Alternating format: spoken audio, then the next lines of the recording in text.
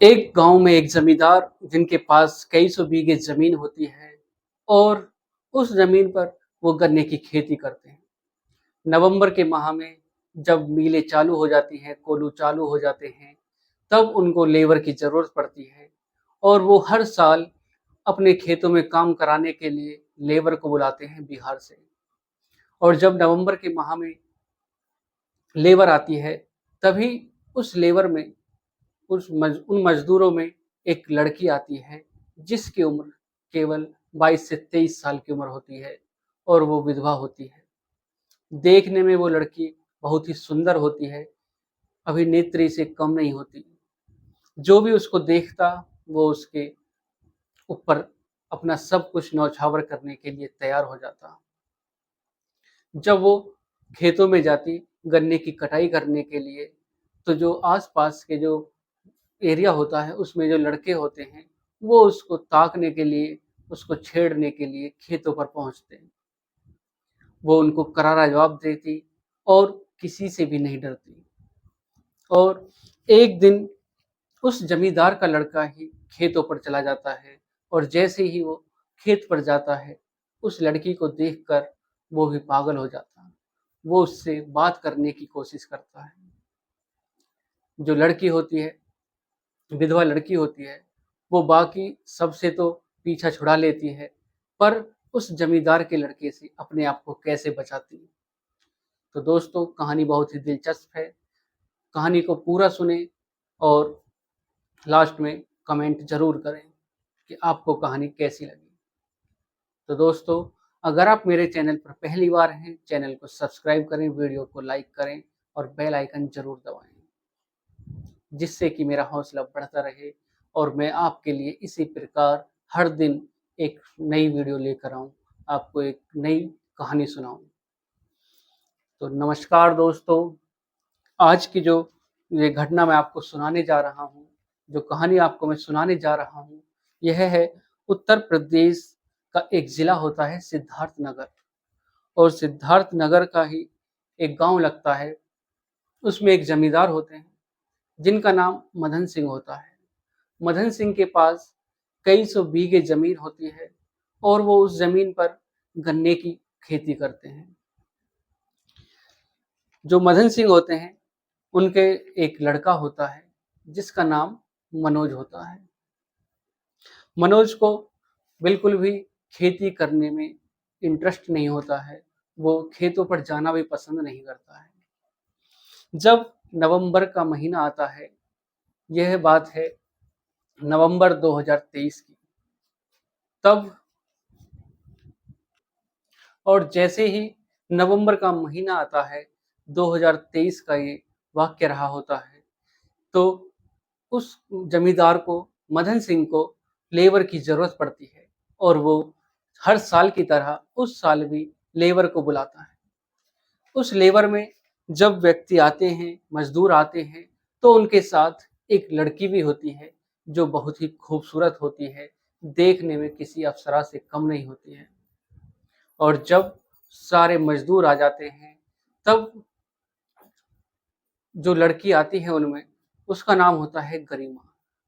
और जब वो लड़की उस गांव में प्रवेश करती है, तो जो भी उस लड़की को देखता, उसके ऊपर वो सब कुछ न्यौछावर करने के लिए तैयार हो जाता।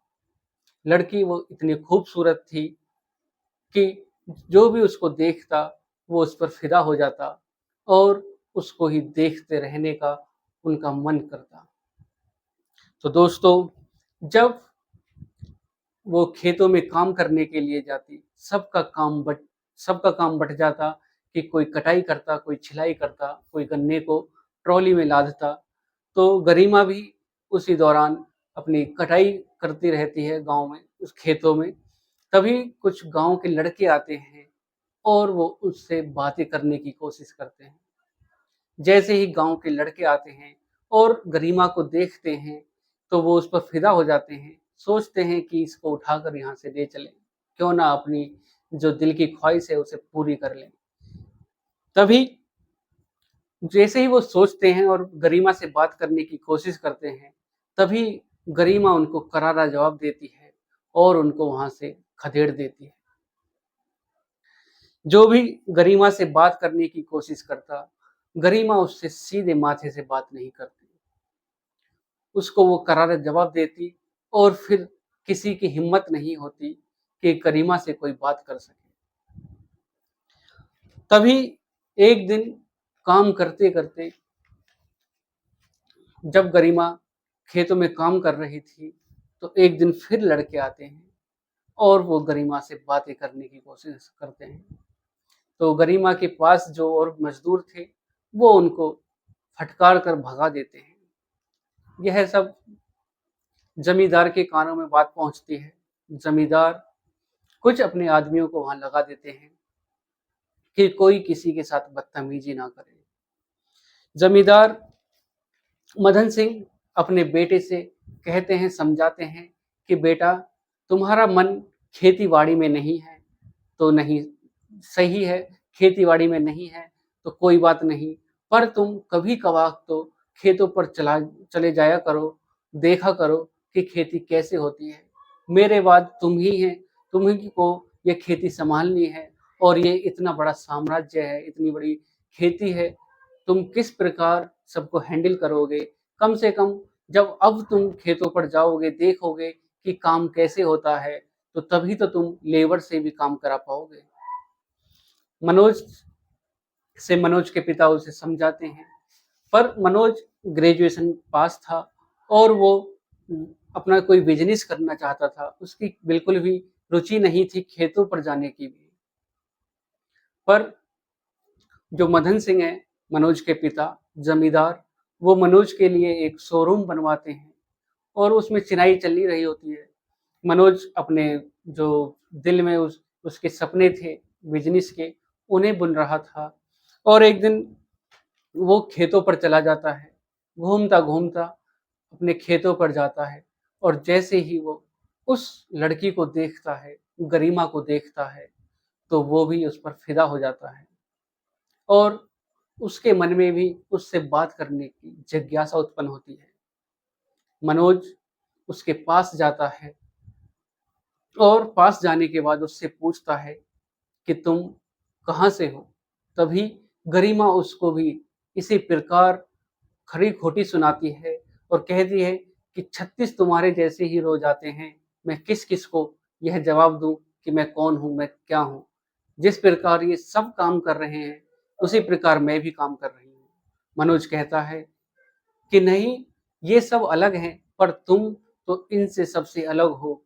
तुम इतनी सुंदर हो, इतनी खूबसूरत हो, तुम इस प्रकार काम कैसे कर सकती हो?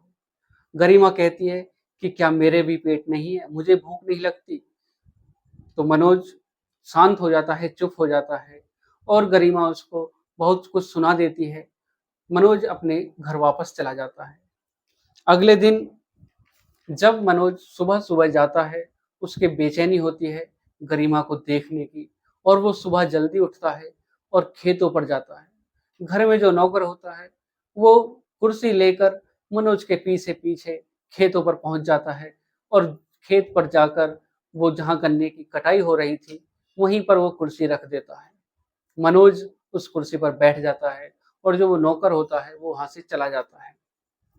तभी कुछ समय बाद 10-5 मिनट बाद वहाँ पर जो गरिमा थी, उसके जो सास-ससुर थे, जो विधवा गरिमा थी, उसके सास-ससुर थे, जो उस मज़दूरी करने के लिए आए थे।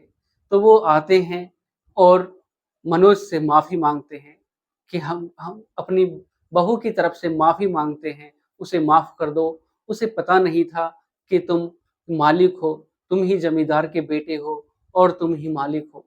मनोज कहता है कि नहीं, ऐसी कोई बात नहीं है, मुझे उस बात का कोई अफ़सोस नहीं है, पर तुम इस तरह से माफ़ी मत माँगो, मुझे कोई भी परेशानी नहीं है। जो उसने कहा, मुझे कोई उससे कोई भी दिक्कत नहीं है, कोई भी परेशानी नहीं है। लेकिन जो उस गरिमा के सास-ससुर होते हैं, वो उस मनोज से कई बार माफ़ी माँगते हैं कि हम अपनी बहू की तरफ से माफ़ी माँगते हैं, उसे माफ़ कर दो। मनोज कहता है, चलो ठीक है, जो हुआ सो हुआ, पर ये बताओ कि वो लड़की आपको कैसे मिली, कहाँ मिली, वो किस प्रकार आपकी बहू बन गई? वो बिल्कुल अलग है आपकी टीम से। जितने भी आप सदस्य आए हो, मज़दूर आए हो, वो उनसे कहीं भी मेल नहीं खाती। वो तो बिल्कुल अलग ही है, वो किसी अभिनेत्री से कम नहीं है, इतनी खूबसूरत है, बहुत कि अप्सरा जैसी लग रही है। वो आपकी बहू कैसे हो गई? तब गरिमा की सास रोते हुए कहती है कि मालिक, हमारे एक बेटा था और वो बम्बई नौकरी करता था। और जब वो बम्बई नौकरी कर रहा था, तभी उसको ये गरिमा वहाँ पर मिल जाती है और ये एक-दूसरे से प्यार करने लगते हैं, एक-दूसरे से शादी कर लेते हैं। और फिर उसके बाद ये गाँव में आ जाती है, ज़बरदस्ती गाँव में आ जाती है और वहीं रहने लगती है। और फिर हमारा जो बेटा था, उसको एक दिन साँप काट लेता है और उसकी मौत हो जाती है। हमने अपनी बहू से कहा, गरिमा से कहा कि तुम अपने माँ-बाप के पास चले जाओ, कब तक हमारे पास रहोगी इस प्रकार, या फिर तुम दूसरी शादी कर लो। पर ये जो गरिमा है, वो जो विधवा लड़की थी, वो शादी भी नहीं करती और ना ही अपने गाँव वापस जाती, अपने माँ-बाप के पास जाती। तब मनोज कहता है कि तुमने कभी इसके बारे में पूछा भी नहीं? तो गरिमा की सास कहती है, हमने बहुत पूछा कि तुम्हारे माँ-बाप कहाँ हैं? तुम्हारा घर कहाँ है? पर ये कभी कुछ नहीं बताती। मनोज कहता है कि ठीक है चलो। तभी मनोज कुर्सी से उठता है और जहाँ पर वो कटाई कर रही थी, गन्ने की कटाई कर रही थी, तभी वो उसके पास पहुँचता है और जैसे ही गरिमा मनोज को देखती है, तो वो अपना मस्तक नीचे कर लेती है और माफ़ी माँगने लगती है कि साहब, मुझे माफ़ कर दो, मुझे पता नहीं था कि आप ही मालिक हो हमारे, आप ही ज़मींदार हो। तभी मनोज कहता है कि नहीं, कोई बात नहीं, ऐसी कोई बात नहीं, मुझे कोई परेशानी नहीं हुई। आपने भी जाने-अनजाने में जो कहा, शायद तुमने जो कहा था कि 36 आते हैं, ऐसा क्या हुआ जो आपने ऐसा बोला कि यहाँ पर 36 आते हैं और वो ऐसी ही बातें करते हैं। वो कहती है कि जब से मैं यहाँ आई हूँ, कभी कोई यहाँ मुझे छेड़ने आते रहते हैं और मुझसे बातें करने आते हैं। तभी मनोज कहता है कि अच्छा, ठीक है चलो, तुम ये बताओ कि तुम इन सबसे अलग होते हुए तुमने इस यहाँ पर शादी कैसे की? इनके लड़के से शादी कैसे की? वो पहले तो कुछ नहीं बोलती है और फिर जब मनोज उससे ज़बरदस्ती पूछता है, तो कहती है कि ठीक है मालिक, मैं तुमसे बता देती हूँ, पर तुम इस बात को किसी को मत बताना। यह बात सिर्फ़ मेरे पति को पता था और मुझे पता है और किसी को भी नहीं। मैं तुमको बता रही हूँ, प्लीज़ मेरे पर मेहरबानी करना, किसी को ये बात मत बताना। मनोज कहता है कि ठीक है, मैं किसी से नहीं कहूँगा। तभी जब गरिमा अपनी जो उसने अपने राज छुपाए बैठी हुई थी, वो जब उसे बताती है कि मैं एक कोठी पर रहती थी अपनी माँ के साथ, वहीं मेरा जन्म हुआ और वहीं मैं पली-बड़ी हुई और उसके बाद मेरी माँ का देहांत हो जाता है और फिर मैं कोठे पर अकेली रह जाती हूँ और वहीं पर वो काम करने लगती हूँ। तब जो मेरे पति थे, वो वहाँ पर आते और मेरे कस्टमर बन जाते। हम दोनों को प्यार हो जाता और हम वहाँ से भागकर अपने गाँव वापस आ जाते। जो मेरे पति थे, वो मुझे गाँव वापस ले आए और वो अपनी जो वो ड्यूटी करते थे, जॉब थी उनकी, उसे भी छोड़कर वो दोबारा वहाँ पर गए ही नहीं और अपने गाँव में ही मज़दूरी करके अपना पेट पाल रहे थे। जब मनोज को ये बात पता चलती है, तो मनोज अपने आप को सँभाल नहीं पाता है और उससे कहता है कि चलो ठीक है, पर तुम बहुत ही खूबसूरत हो। और फिर मनोज अपने वापस घर चला जाता है और उसके बाद मनोज हर समय उसके ही बारे में सोचता रहता, गरिमा के बारे में ही सोचता रहता है। उसके जब भी वो आँखें बंद करता, तो गरिमा ही उसके सामने आती। आँखें बंद करने पर भी गरिमा उसके सामने, जब भी वो आँखें खोलता, तब भी गरिमा उसके सामने।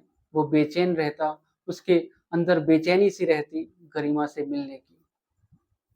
और फिर वो सुबह होने का इंतज़ार करता कि कैसे ही जल्दी सुबह हो और मैं उस गरिमा से मिलने जाऊँ, मैं उसको देख पाऊँ। सुबह होती है, फिर जो मनोज खेतों पर पहुँचता है और गरिमा से बातचीत करना शुरू कर देता है। जो लड़का अपने खेतों पर जाने से कतराता था, वो अब रोज़ खेतों पर जाने लगा है। उस लड़की से, उस विधवा लड़की से वो बातें करता और धीरे-धीरे उनका जो बात करने का सिलसिला था, वो ऐसे ही बढ़ता रहा। और एक दिन कुछ लड़के आते हैं और गरिमा को छेड़ने की कोशिश करते हैं। गरिमा जैसे ही उन लड़कों को देखती है और कहती है कि देखो, ये गाँव के लड़के आ गए हैं और फिर ये मुझे छेड़ेंगे, मुझे बदतमीज़ी करेंगे। तो मनोज कहता है कि नहीं, आज के बाद तुमसे कोई कुछ नहीं कहेगा। उसके बाद वो लड़के आते हैं और वहाँ पर पहुँचने के बाद जैसे ही वो गरिमा से बातें करने की कोशिश करते हैं और देखते हैं कि वहाँ पर मनोज खड़ा है। मनोज को देखकर वो अपनी बातें फेर देते हैं, पलट देते हैं और कहता है कि आज सूरज पश्चिम से कैसे उग गया? मनोज कहता है कि तुम कहना क्या चाहते हो? वो लड़के कहते हैं कि तुम तो कभी खेतों पर आने को पसंद ही नहीं करते, कभी खेतों पर ही नहीं आते। आज कैसे अपने खेतों पर आ गए? तब मनोज कहता है कि तुम्हारी जो भाभी हैं, ये यहाँ काम कर रही हैं, अकेले काम कर रही थी, तो मैंने सोचा कि मैं भी क्यों ना इनके साथ यहाँ इनके हाथ बटा दूँ, तुम्हारी भाभी का हाथ बटा दूँ। और वो लड़के जैसे ही ये सुनते हैं कि ये तुम्हारी भाभी हैं, मैं इनका हाथ बटाने आया हूँ, वो वहाँ से रफू-चक्कर हो जाते हैं और सारा हाल मनोज की माँ को बताते हैं कि मनोज वहाँ पर था, उस लड़की से बात कर रहा है, जो विधवा है और उसके साथ वो खड़ा हुआ वहाँ पर बात कर रहा है, जो खेतों पर जाने से कतराता है, आजकल वो रोज़ खेतों पर जा रहा है। उसकी माँ कहती है कि हाँ, मैंने भी उसको रोज़ खेत पर जाते हुए देखा, पर मुझे ये नहीं पता था कि वो उसके जाल में फँस रहा है। और उसके बाद जैसे ही मनोज की माँ को वो सारा हाल बताते हैं, मनोज की माँ गुस्से से लाल हो जाती हैं और मनोज को चिल्लाने लगती हैं कि ये ऐसा कैसे कर सकता है। तभी मनोज आता है और उसकी माँ मनोज को फटकारती हैं, उसकी लताड़ निकालती हैं कि तुम ऐसे कैसे कर सकते हो? किसी विधवा से कैसे शादी कर सकते हो? किसी बिहारी से कैसे शादी कर सकते हो? तुम्हारे रिश्ते इतने बड़े-बड़े रिश्ते आ रहे हैं, इतने बड़े घर से रिश्ते आ रहे हैं। तुम उसे मज़दूरी करने वाली लड़की को मेरे घर की बहू कैसे बना सकते हो? तभी मनोज कहता है कि नहीं, ऐसी कोई बात नहीं है। वो जो लड़के थे, वो उसको छेड़ने आ रहे थे, इसलिए मैंने कह दिया कि वो तुम्हारी भाभी लगती है और वो उसको जो उसे परेशान नहीं कर पाएँ, इसलिए मैंने ऐसा बोल दिया, पर ऐसा कुछ नहीं है। लेकिन वो सब जो मनोज रोज़ जाता खेतों पर और गरिमा से बातें करता, वो सब उसके पिताजी रोज़ देखते और उनको पता चल जाता है कि हाँ, इनके बीच में कोई बात चल रही है, रिश्ता चल रहा है, जिसकी वजह से मेरा लड़का जो मनोज है, वो रोज़ खेतों पर आ रहा है। तभी वो पीछे से आते हैं और कहते हैं कि बेटा, जो कहना है साफ-साफ कह दो, अगर तुम्हारे मन में कोई बात है तो उसे साफ-साफ कह दो, क्योंकि आज तुम्हारे पास मौका है। मनोज के पिता मदन सिंह कहते हैं कि मनोज से कहते हैं कि जो तुम्हारे मन में बात है, अगर तुम उस लड़की से प्यार करते हो, तो तुम कह सकते हो। तभी मनोज कहता है कि हाँ पिताजी, मैं उस लड़की से प्यार करता हूँ। और फिर उसके बाद मनोज की माँ का पारा और हाई हो जाता है और उस वो बहुत ज़ोर से चिल्लाने लगती हैं। लेकिन मनोज के पिता उनको शांत करते हैं और कहते हैं कि पहले अपने बेटे की बात तो सुनो, वो क्या कहना चाह रहा है। मुझे बहुत खुशी हो रही है कि ये किस प्रकार की इसकी सोच है और इनका इतना संस्कारी लड़का हमें मिला। हमें खुश होना चाहिए कि वो किसी के बारे में इतना अच्छा भी सोच सकता है। मनोज के पिता कहते हैं कि क्या गरिमा भी तुमसे शादी करने के लिए तैयार है?